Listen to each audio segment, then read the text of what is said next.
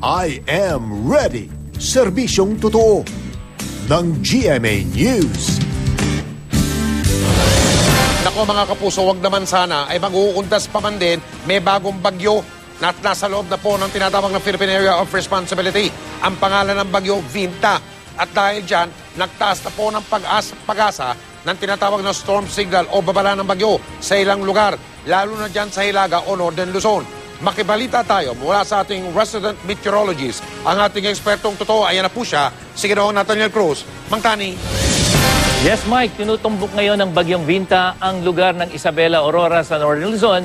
Kaya naman itinaas na ng pag-asa ang Public Storm Warning Signal number 1 sa mga naturang lalawigan. At mga kapuso, makararanas ng masungit na lagay ng panahon ng mga lugar na ito sa susunod na 36 na oras, kaya dapat po maging I am ready. Huling namataan ang sentro ng bagyong Vinta sa layong 820 kilometers dyan sa may silangan ng Vera Catanduanes at taglay nito ngayon ang lakas ng hangin umaabot sa 55 kilometers per hour malapit sa gitna at kumikilos ito pakanluran sa bilis na 26 kilometers per hour.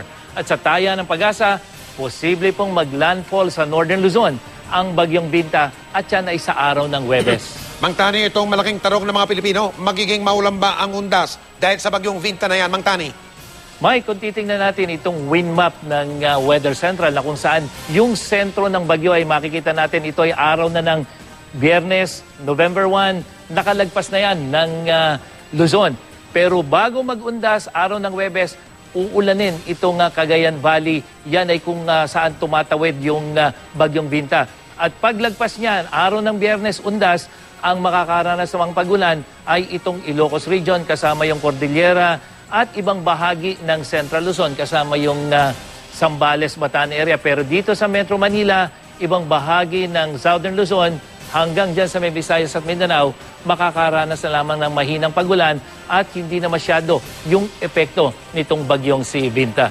Samantala sa datos ng Weather Central, maayos sa panahon ang inaasahan dyan sa may western section ng Luzon bukas, pero ang eastern section magiging maulap na may posibilidad ng mahinang pagulan gaya na lamang po dito sa Bicol Region. At sa Metro Manila, mababa po ang tsansa ng pagulan bukas mula umaga yan hanggang sa gabi.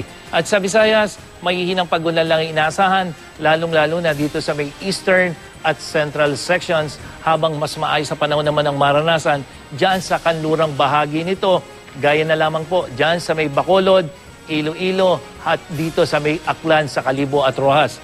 Bahagyang maulap na papawiri naman na may mahinang pagulan ang inaasahan dito sa malaking bahagi ng Mindanao, pero posible pa rin po yung mga thunderstorm pagdating ng hapon at gabi, lalong-lalo na dito sa may Zamboanga hanggang dyan sa may Socsargen region. Mike? Maraming salamat, Mang Tani.